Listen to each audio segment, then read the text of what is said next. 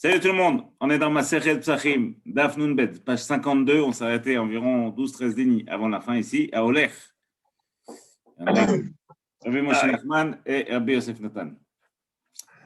Et Kara, donc dans la Mishnah, on avait vu que, dans la Mishnah, on avait vu que,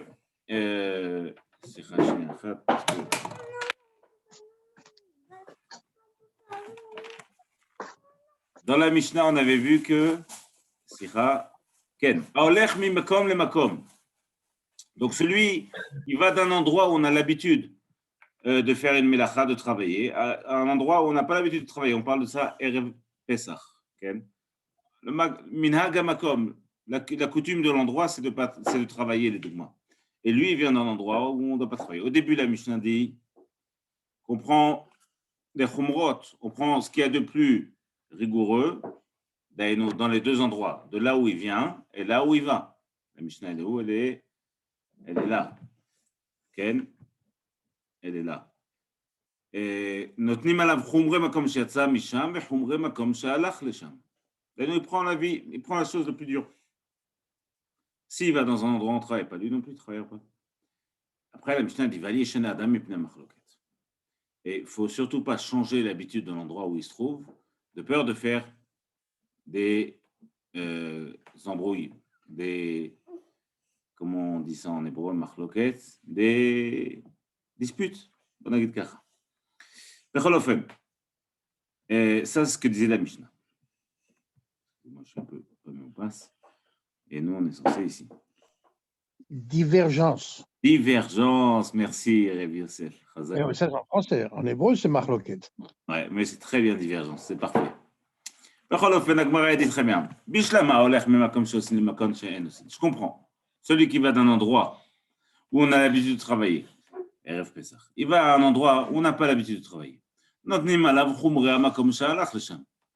C'est normal, là où il va aller, il ne va pas travailler. Il va aller chez Nadam, il a machloket. Et qu'il ne crée pas de divergence. Et donc, il ne travaillera pas. Elle a mis makom chez Enosin, les makon chez Osin. Si lui, il vient d'un endroit où on n'a pas l'habitude de travailler, et il va dans un endroit où, oui, on travaille. Ah, qu'est-ce qu'on va lui dire? Ali, chez Nadam, il faut qu'il se mette à bosser RFPSA parce qu'à l'endroit où on est, ils ont l'habitude de travailler. C'est pas logique, hein? Ah, Martha, tu as dit toi-même dans la Mishnah, on prend la vie le plus rigoureux de l'endroit où il va. Là-bas, il ne travaille pas. Et de là où il vient, on travaille. Donc, on comprend qu'on ne peut pas lui imposer de travailler juste parce que les gens, là où il va, c'est des gens qui travaillent, alors que lui, il a l'habitude de ne pas travailler. D'où il vient. Amar Abaye à Recha. Non, ce qu'il y a marqué, tu as raison. Abaye dit tu as raison. Ce qui a marqué ne pas créer de divergence, on parle de l'inverse. C'est-à-dire quelqu'un qui va dans un endroit, il vient d'un endroit où on a l'habitude de travailler, il va à un endroit où on ne travaille pas. Là-bas, qui ne se mettent pas à travailler, parce que tout le monde doit y tomber dessus. Amar Abaye à Recha. Rava Amar le Olam Masefa. Rava dit non, aucun problème, ça marche sur les deux. Ve'achika Amar, et ce qui veut dire, c'est la chose suivante. En bezon mipnei shinui machloket. Il n'y a pas à craindre ici de changement qui va créer une divergence. Maïka Martha. Qu'est-ce qu'on va lui dire? Si quelqu'un ne voit pas travailler alors que tout le monde a l'habitude de travailler, est-ce que son premier réflexe va être de dire ah, quoi, c'est interdit de travailler aujourd'hui? Non, il ne va pas dire ça. Même Aram Rekama Batane Vebeshuka. Il y a beaucoup de gens qui ne travaillent pas au chouk. À Kavana, il y a beaucoup de gens qui ne travaillent pas. Soit qui ne travaillent pas tout court, soit qui prennent des vacances, soit ils n'ont pas envie de travailler aujourd'hui. Et donc, on ne va pas craindre qu'ils soient différents des autres. Rav Safra et Rabbi Ava. Rav Safra dit Kegon Anan, comme nous. Nous, on connaissait le moment, alors, pour se remettre dans le contexte à l'époque, les témoins venaient témoigner de la lune, donc de Rosh Chodesh, et en fonction de ça, tomber, oui ou non, Yom Tov. Le dogma Sivan, Sivan, c'est pas un bon exemple. Le dogma, on peut dire Tishrei Afilou, et en fonction de ça, tomber les Chagim, Rosh Hashanah, Kippour, etc., Sukkot. Yom Sheni Shel Galuyot, le deuxième jour qu'on fait en Chutz Laaretz, c'est un jour qui a été institué par Chazal parce que il y avait sur les personnes qui venaient témoigner du nouveau mois, il y avait parfois un décalage. Et donc, assis-toi gentiment. Et donc, comme il y avait un décalage parfois, alors, pour pas qu'il fasse de Melacha, il se faisait le premier jour et le deuxième jour, au cas où c'était le premier jour. Lui, Rav Safra raconte qu'il venait d'un endroit d'Anan Bekvia de Yacha. Là où il habitait, les shlichim, les envoyés du Beddin, ils avaient le temps d'arriver à temps pour leur dire est-ce que c'est Yom Tov ou pas. Et donc, ils se retrouvaient avec des endroits proches d'endroits qui, eux, ne savaient pas si c'était Yom Tov ou pas. Et donc, il dit la chose suivante Baïchouv lo avidna. Quand dans les villes, je ne faisais pas de Melacha. Rachid dit Melacha beyom tov sheni. Eux, le deuxième jour, ils ne faisaient pas de Melachot, ils ne travaillaient pas. Là, Chanel et Anem Taminag, je ne faisais aucune différence par rapport à eux, c'est leur minag, puisque pour eux, ils sont à Yom Tov Sheni. Rachid et Tosfot donne ici des Chagav une précision qui est la halacha. Afilou Betsina, même en secret, Daino, c'est le din, hein, quand quelqu'un il dit, par exemple, d'Israël, il va en Chutz Laaretz, Yom Tov Sheni Shel Galuyot, il peut faire aucune melacha. Il n'a pas le droit de faire aucun travail interdit, enfin melacha, je ne vais pas dire travail, melacha, des choses qui sont interdites à Yom Tov ou à Shabbat. Afil ou Betsina, même s'il est seul dans une maison, enfermé dans une pièce, et que personne ni ne vient ni ne sort, personne ne va voir ce qu'il fait, Ken, Abecholzot, Tosfot dit, Afil ou Betsina. Afil ou Da'ato Lachzor, même s'il a l'intention de revenir. Et là, et Kitsour, il ne peut rien faire. À quel endroit c'est différent? C'est différent si les Dougmas, ils doivent mettre les tefilines. Là, il met les tefilines. Betsina, c'est-à-dire qu'il se cache pour mettre les tefilines, mais il met les tefilines Betsina. Les autres ne mettent pas les tefilines parce qu'ils sont en Yom Tov. Ici, Rav Safra lui dit Baïchouv la Avdina. C'est sûr que je ne faisais pas de travail. Mais pnei shinouya machloket. Bamidbar, Maï. Dans le désert, c'est pas comme Betsina. Dans le désert, c'est qu'il n'y a pas nécessairement d'habitude. Il n'y a pas nécessairement d'habitude là où on se trouve. On lui a enseigné comme ça. Baïchouv en ville, c'est interdit parce que tout le monde a l'habitude de ne pas faire de melacha. C'est Yom Tov Sheni Shel Galuyot. Bamidbar Mutar. Il n'y a rien qui est fixé là-bas, donc en fonction de ce que tu fais. Rav Natan Bar Asya. C'est un Amora, c'est quelqu'un de sérieux. Belchan Amatan, c'est un grand Amor. Azal mi Beirav le Pundidita Beyom Tov Sheni Shel Atzeret. Il est parti de Beirav, de Rav, pour Pumpedita, c'est en Babel. Beyom Tov Sheni, le deuxième jour de Atzeret. Et donc, il n'a pas le droit de faire ça, théoriquement. Afalpi que lui, il vient d'Israël. Et que même s'il sait avec certitude que le témoignage est arrivé, c'est avec certitude que le jour d'avant, c'était le seul Yom Tov. Becholzot, comme l'endroit où il va, les gens ne le savent pas et que Chazal a institué Yom Tov Sheni. Asvadaï, qu'il ne doit pas faire ça devant tout le monde. Il n'a pas le droit de faire une melacha, même si pour lui, c'est Yom Chol aujourd'hui. Et Alzé, sur ça, Chazal, on fait un nidouille. Un nidouille, c'est quelque chose de sérieux. C'est une forme de marginalisation. J'aime pas dire excommunion parce que bien qu'il y ait un statut très officiel, on ne peut pas faire de commerce avec eux, on peut pas. Une personne qui est mise en nidouille, qui est mise à part par le Beddin, jusqu'à ce qu'il y ait un changement, jusqu'à ce que le Beddin décide autrement. Donc c'est une pression sociale très grande. Mais on n'a pas le droit de faire de commerce avec eux, on n'a pas le droit d'enseigner à leurs enfants la Torah. Enfin, c'est tout un protocole. Vraiment, c'est un système que Chazal on fait pour vraiment mettre en garde de manière très violente. Sur celui qui enfreint Yom Tov Sheni Shel Galuyot, Chazal, on dit qu'il faut faire le nidouille parce que c'est trop remettre en cause les institutions de Chachamim.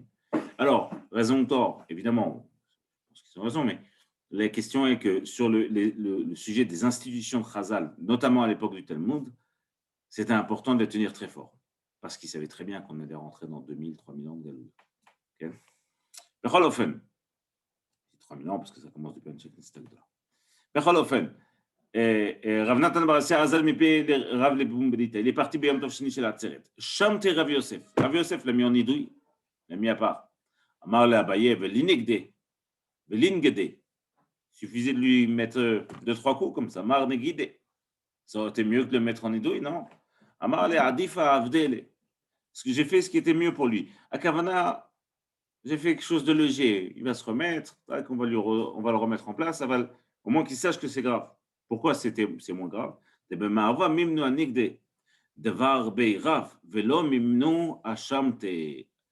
En Israël, ils avaient l'habitude de donner je sais pas, en tout cas, ils avaient de donner une punition comme ça, un coup, sur les rabbanim, ici, qui transgressaient les horreurs du Beddin, et de ne pas les mettre en idou. Mashma, c'est moins grave de mettre en idou ici. Ikadam, Renek de Rav Yosef, certains disent que non, il lui a mis un petit coup comme ça pour lui apprendre. Amar le Abaye, Nishmete, Abaye lui aurait dit l'inverse, donc il fallait le mettre en idouille. Mar de Rav ou Shmuel, parce que Rav et Shmuel d'Amret Arvaïou, les deux ont dit que Menadin al Shnei Yamim Tovim Shel Galouyot, quelqu'un qui ne respecte pas Yom Tov Sheni Shel Galouyot, il doit être en idouille. Amar le Anemilein Shede Alma, il lui a répondu, ça c'est vrai pour le commun des mortels. Achatsurba Miderabanan, mais lui c'est un grand Rav. Et machma que on doit aussi avoir la punition, mettre la punition en adéquation. Il avait pensé savoir ce qu'il faisait. Il l'a fait en connaissance parfaite du Talmud et il n'avait évidemment pas l'intention de remettre en cause des institutions. Ou des Tavele Avde Rava, Mimno Anegde, Bemet en Israël, il donne des coups, des Varbe Rav, Velo Mimno Hachamte, ils ne mettent pas de nidouille. Moi, j'ai fait ce qui était plus léger pour lui. La Gemara dit Keyotsebo. Dans la Mishnah Sikha, on a dit en autre chose. Alors ça s'appelle Biur Perot Shvit. Juste pour vous rappeler, la Shemitah, l'année de la Shemitah, j'ai le droit, sur les arbres, sur ma récolte et les fruits, j'ai le droit de consommer les fruits. D'abord, je n'ai pas le droit de faire de commerce. Je n'ai pas le droit de travailler la terre. Je n'ai pas le droit de travailler les arbres. Je n'ai pas le droit de détruire les fruits. Je n'ai pas le droit de détruire les arbres lorsqu'ils ont des fruits. On le verra à la fin de la souga. S'il y a des fruits, est-ce que j'ai le droit de les prendre? La réponse est oui. J'ai le droit de les prendre tant que, comme le dit le passage qu'on va voir, tant qu'il en reste encore pour les animaux qui sont dehors. Daino, tant qu'il y a encore dehors de ces fruits-là, je peux garder et manger chez moi. Quand dehors, il n'y en a plus, moi, je dois les brûler. Je n'ai plus le droit de les garder. Qu'est-ce que je fais avec des fruits qui viennent d'un endroit où il y en a encore et que j'arrive dans un endroit où il n'y en a déjà plus? Donc, normalement, je suis obligé de les brûler. Le bio ou perot shvit, c'est un din minatora. C'est quelque chose, c'est pas quelque chose d'accessoire, c'est pas juste des rabbanan. C'est quelque chose qui est obligé de faire.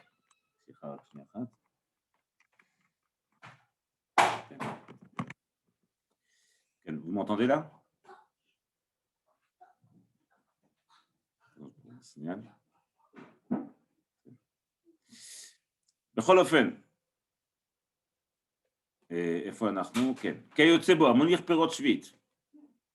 לגמרא pose la question, dit, וליתלה לרבי יהודה הדתנן נותן עליו חומרה מקום שיצא משם, וחומרה מקום שהלך לשם. Alors là-bas, dans la Mishnah, Rabbi Yehuda dit, et si tu viens d'un endroit où il y a encore vers un endroit où il n'y a pas, tu peux dire, sors et va prendre des fruits là où tu veux. Agmara s'étonne de ça et dit, mais pourtant on vient de dire que tu dois considérer les difficultés qui existent là où tu viens et les difficultés qui existent là où tu vas. Donc ici, notnim alav chumra makom she'atza misham vechumra makom she'alach lesham. Amar Rav Shisha bered Ravi dit milta achrita. Rav Shisha dit non, kama Rabbi Yehuda. Il parle d'autre chose, Rabbi Yehuda. Ve'achi kama. Et il parle d'un cas très précis.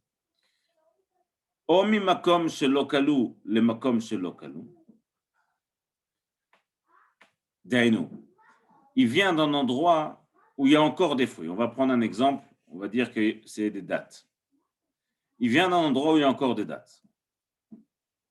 Et il va dans un endroit où il y a encore des dattes. Donc, à Kol Beseder.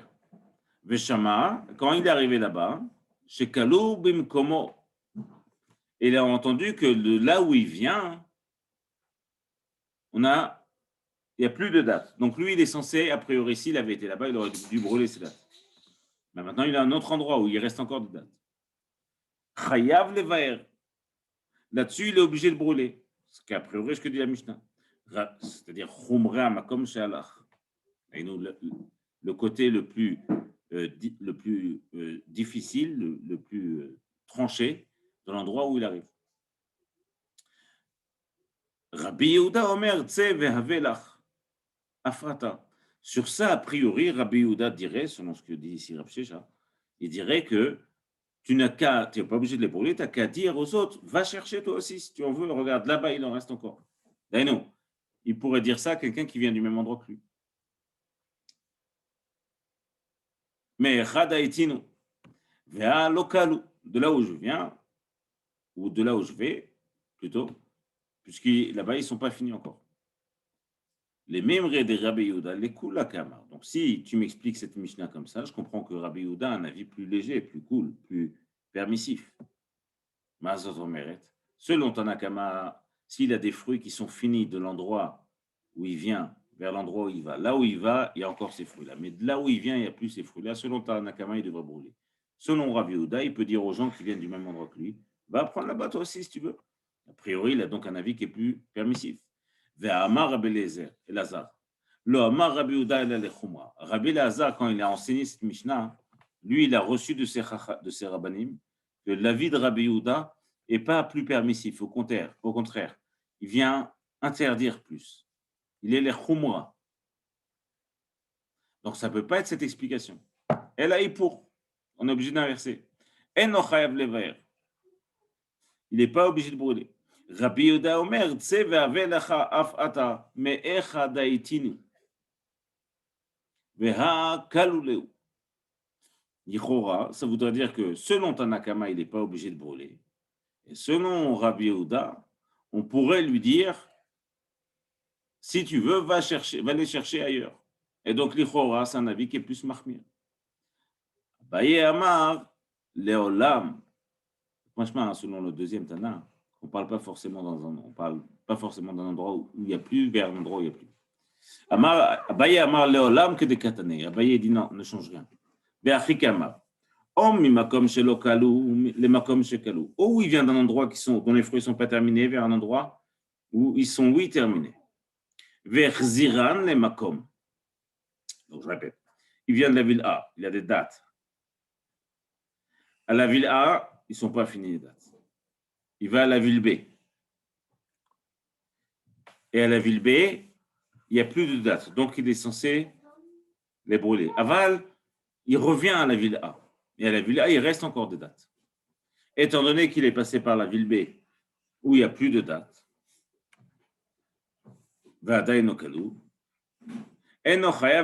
Tanakama dit on n'est pas obligé de brûler dans ce cas-là. Rabbi Yehuda, là-dessus, Rabbi Yehuda dit Omer, va voir ce qui reste, et il n'en reste plus. Comme tu es passé par la ville B et que là-bas il n'y a plus de ces fruits, tu es censé être obligé de les brûler. Là-dessus, Ravashi n'est évidemment pas d'accord. Matkif les Ravashi. Il dit quoi? Pourquoi quoi? Pourquoi pas brûler 3? Parce que quand il revient, là où il arrive, il y a encore des fruits. Donc il n'est pas obligé de les brûler. Tant qu'il en reste encore aux animaux d'or, tu peux garder tes fruits. Comme il est passé par une ville où il n'y avait plus de ces fruits-là, et que c'est l'année de la Shvit, a priori, il est censé devoir les brûler. Matkif la Ravashi. Ravashi s'oppose à ça. Il dit les Rabbi Yehuda, Atou Gaba de Chamra Kaltineum. Est-ce que c'est parce que tu as fait, littéralement, est-ce que c'est le dos de l'âne qui va les finir? Parce que tes fruits sont passés par une ville où il n'y avait plus de fruits et que tu reviens dans un endroit où il y a, oui, encore des fruits, tu crois qu'il faudrait les brûler? Ce n'est pas logique que le voyage, le chemin que tu as pris, il va avoir un impact sur les fruits. La machloket qu'il y a ici entre Rabbi Yehuda et Chachamim, c'est une machloket qu'il y a entre les Tanaïm. C'est laquelle? D'Etnan. On dit la chose suivante. Celui qui fait les dogmas des variantes, ou alors des fruits confits, et il met 3 sortes de fruits dedans, mélangés, une sorte de salade comme ça. Okay? Et il y a un des fruits qui est plus dans la nature. Donc c'est la fin de saison de ce fruit. Rabbi Eliezer Omer, Ochlin ala Rishon. Dainu. On peut manger jusqu'à ce que les 3 sont encore existants dans la nature, quand c'est encore leur saison. Dès que la saison d'Inde finit, la salade est finie, on ne peut plus la manger. Rabbi Omer, Af ala Acharon. Yoshua donne l'avis le plus permissif. C'est-à-dire, il dit, même quand il reste, même quand il y en a encore deux, il y en a deux dont c'est plus la saison, normalement on devrait les brûler. Mais le troisième, il est encore de saison, alors tu peux tout garder. Rabban Gamliel Omer, Kol shekalu mino, minasadeh, iver, mino minachavit. Tout fruit dans lequel il y a, c'est-à-dire que chaque fruit, en fonction de ce qui existe dans la saison, tu as le droit de le manger. Dès que la saison de 1 est finie, tu le sors de ton pot, de ton pot ou de ce que tu es en train de préparer. Ceux-là, ceux qu'il y a dedans, tu n'as pas le droit de les manger. Et nous, le fait qu'ils soient mélangés, ça ne change rien. Dès qu'une saison est finie, on retire les fruits. Ça, c'est toujours concernant bio-pérotsvit. Et là-dessus, la Gemara dit Valacha kedvarav. L'Alacha, elle était tranchée comme lui. Ravina Omer Plugtaden. Donc, a priori, ici, ce serait quoi? A priori, ici, la vie de Rabbi Yehuda serait comme Rabbi Eliezer. D'ailleurs, sur le premier qui est fini, il faut arrêter de manger les fruits. Chachamim serait comme Rabban Gamliel, en fonction de la saison de chacun. Ravina va interpréter différemment. Il dit non, Plugtaden est Tanaï. La machloket qui est entre Chachamim ici et Rabbi Yehuda, c'est une autre machloket. Detnan. Ochlin betmarim ad sheichale ochlin batmarin. On mange des dattes, ad sheikale acharon shebetzoar, jusqu'à ce qu'il y ait plus de dattes à Tzoar. Tzoar, c'est la ville de Tmarim, comme dit Rashi ici. D'ailleurs, on est dans une terre, et dans une terre, on a dit dans Yehuda, et en Yehuda, il y a Tzoar. Et donc, en fonction de cette ville-là, où il y a encore beaucoup de dattes, on peut manger dans les autres villes. Quand à Tzoar, il n'y a plus de dattes, on ne mange plus. Rashba Gomer, Ochlin al shel ben hakifin, ve'en ochlin al shel ben hashitzin. Alors, bon, ça a l'air d'être effectivement presque un détail dans la description, et pourtant ça a son importance. Chachamim explique jusqu'à quand on peut manger les fruits tant qu'il en reste aux animaux. Comme c'est marqué ici, Velevim techa, velachaya sher be'artzecha, aux animaux, et à la chaya qui se trouve be'artzecha, sur ta terre, tiye kol tevoata le'echol. Tu pourras manger chaque récolte. Achav, dans un palmier, il y a des sortes de petits bouts de bois comme ça, des pics. Et en haut, il y a des branches. Et au niveau des branches, il y a les dattes. Et quand le vent y passe, les dattes tombent. Parfois, les dattes elles tombent par terre, les animaux peuvent manger. Parfois, elles tombent entre les pics. Et là, ce n'est pas accessible pour les animaux. Là-dessus, Rabban Gamliel dit, tant qu'ils sont encore dans les branches, les bonnes branches, tu peux encore manger. Mais celles qui sont, quand est-ce qui reste, c'est ce qui reste entre les petits pics là, du palmier, étant donné que pour les animaux, ce n'est pas accessible, ce n'est pas suffisant pour moi qu'ils y soient encore. Il faut qu'ils soient accessibles aux animaux. Quand c'est plus accessible pour eux, c'est plus accessible pour moi. Donc, c'est le deuxième avis. Ça, c'est l'avis de Chazal, l'avis de Rabbi Yehuda, et Chazal, il penserait comme Tanakama. Tnanatam, on enseigne à ce sujet. Shalosh aratzot le bio. Il y a 3 terres en Israël.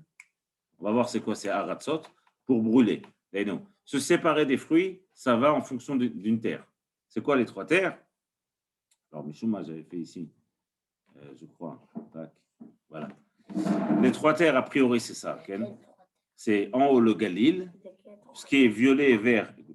Violet et vert, c'est Yehuda, bon, Yehuda et Shomron. Et ici, cette partie violet et vert, c'est Ever à Yarden. Donc, on a, regarde, ce groupe-là, c'est un Ever à Yarden. Ce groupe-là, c'est Galil, peut-être jusqu'à là. Et ce groupe-là, ça, c'est Yehuda, ça s'appelle. Donc, maintenant, on va dire comme ça. On apprend de la Torah du mot Be'artzecha, on apprend que, en fait, quand on regarde la saison de ces fruits-là, on va regarder chaque terre à part. Ça n'a pas d'importance que dans une ville ou dans une autre de la même terre, il reste encore des fruits. Tant qu'il reste dans cette terre, dans cette parcelle, on va dire dans cette contrée, peut-être ce serait plus correct de traduire, tant que dans cette contrée, il y a encore des fruits, on mange selon la contrée. Dans les mots. Nanatam. Shalosh aratzot le bio. Il y a 3 terres pour se séparer des fruits. Yehuda, comme on a vu, vers Yarden, vers Galil. On parle, c'est une Mishnah qui date très visiblement de juste après les Hashmonaïm. Donc c'est pour ça qu'on parle notamment de Ever Yarden. Bechol Ofen, l'autre partie du Yarden, puisque on est à l'époque post-macédonienne, et donc là-bas, le territoire est aussi sous l'influence des Hashmonaïm. Bechol Ofen, Veshalosh Aratzot, Bechol Achat Ve'achat. Et dans chacun de ces contrées, il est séparé en 3 régions.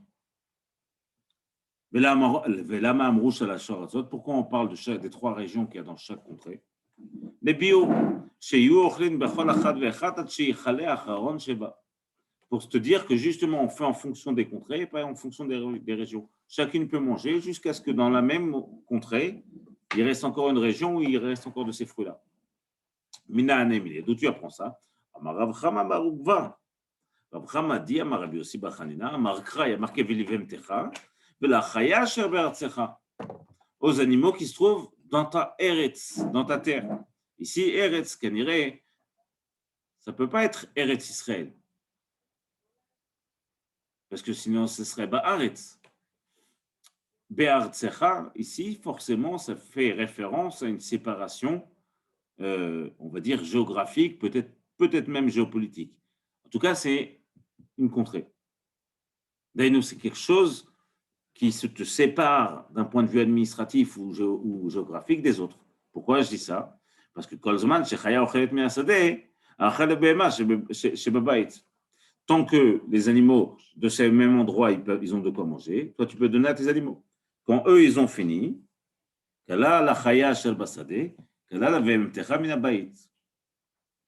eux, ils n'ont plus rien dehors, ils n'ont plus rien à manger, alors toi non plus, tu ne donnes plus à tes animaux.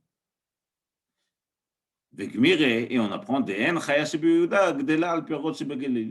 entre les contrées, les animaux ne se nourrissent pas, a priori, ils sont nourris localement. Donc c'est localement qu'on va juger de est-ce que tu as le droit de garder tes pérotes ou pas. Et les animaux du Galil ne prennent pas de ce qu'il y a à Yehuda. On enseigne aussi. Des fruits qui sont sortis d'Israël pour Chutz Laaretz. Mitbarin bechol makom she'en. On peut les brûler à n'importe quel endroit. Rashba Omer, yachzeru limkomam. Il faut les brûler de là où ils viennent. Veidbaru. Mishum sheneemar, parce qu'il y a marqué be'artsecha. Alors, on a un cas qu'on commence à connaître, mais que vous devez toujours garder en tête. On fait des drachot, on donne des explications sur les mots qu'il y a dans la Torah.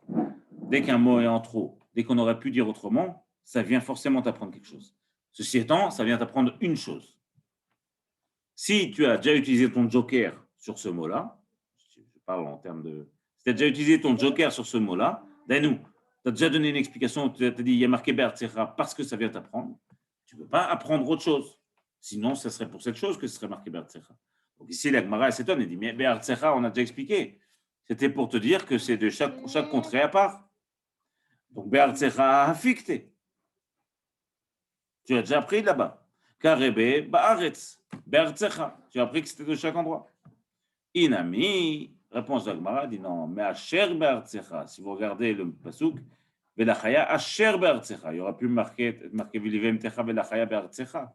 Asher Be'artsecha. Sur le mot Asher Be'artsecha, là-dessus, il y a la dracha qui vient te dire qu'a priori, quand tu viens te séparer de tes fruits, il faut que ça soit fait à l'endroit d'où ils viennent. משום שנאמר סליחה, קרבה בארץ, בארצך, הנה מאשר בארצך. רב ספרא, exemple de ça, une histoire, רב ספרא נפק מארץ ישראל. רב ספרא, il est parti d'Eretz Israël. לחוץ לארץ, il est parti en חוץ לארץ. עבר בעדי גרבה דחמרה, il avait sur lui une jarre de vin, de shvit, du vin de shvit. Donc ça, c'est très bien, c'est une mitzvah de boire le vin de shvit. Il faut faire attention de le boire jusqu'au bout. On n'a pas le droit de jeter un fond de bouteille, il faut vraiment tout boire. Alors, bechol ofen, lavouba, des Ravuna, berede Ravika, Rav Kana. On était avec lui, Ravuna et Rav Kana. Amar leu, ika de shemi ale mine, de Rabbi Abaou. Quelqu'un a entendu que Rabbi Abaou aurait dit Alacha que Rabbi Shimon ben Elazar. Que la Alacha ici, elle est comme Rashba.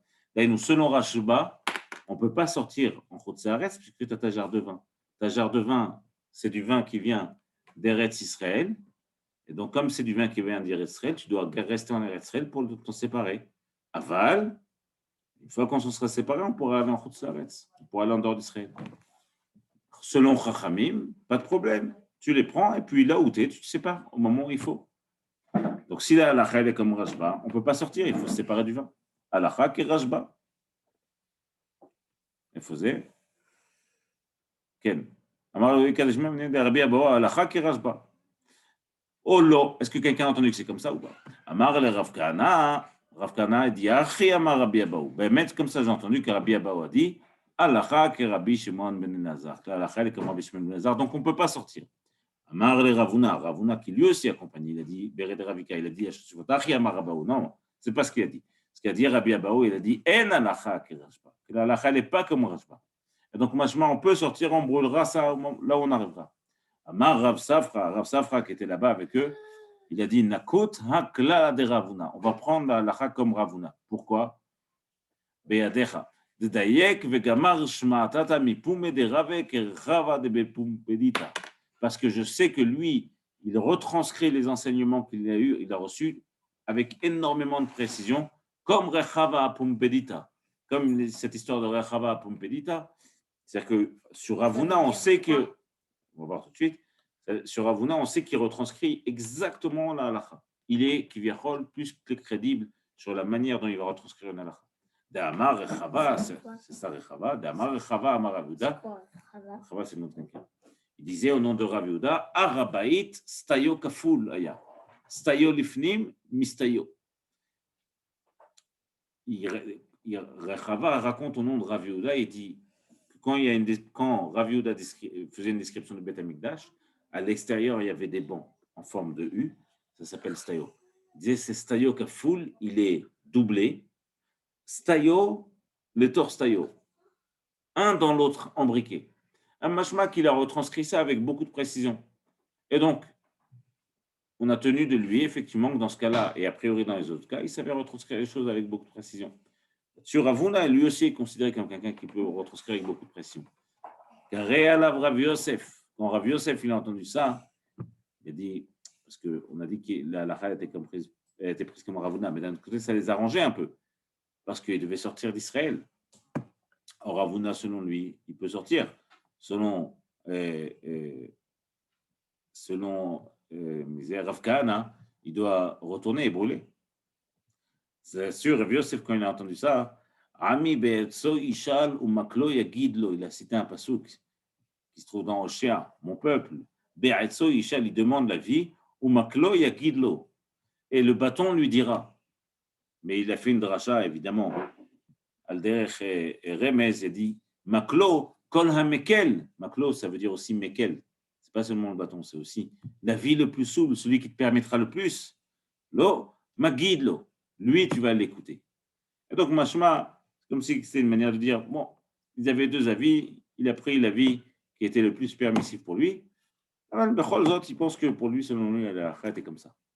Adkan, Daf, Nun, Bet, Ben, page 52. Les mots d'été, les Elul Nishmat Ribé, Raphaël Ephraim, Yitzhak ben Namar. Echen, Elul Nishmat Issachar ben Gratia. Vedenis Miriam, Bat Luzia, David ben Pinchas, Joël, Chaya, Rachel, Bat Jacqueline, Sultana Taïta, Jacques ben Sultana, Avram ben Rina, ונשמתם צורה בצורה חיים, חזקו ואמצו.